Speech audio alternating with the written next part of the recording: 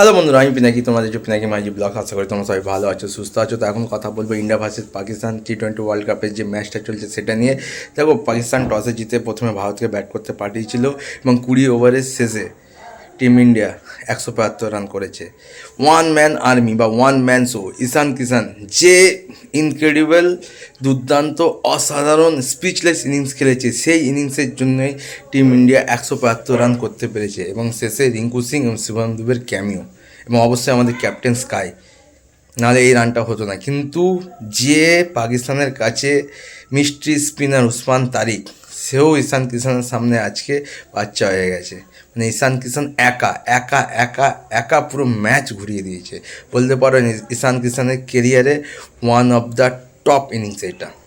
এখন এটাই দেখার পাকিস্তান এই রানটা চেস করতে পারে কি না। আমাদের কাছে যে টপ কোয়ালিটির স্পিন আছে, এটার সামনে পাকিস্তানের রান করা অসম্ভব হয়ে যাবে। তো দেখা যাক টিম ইন্ডিয়া কী করে।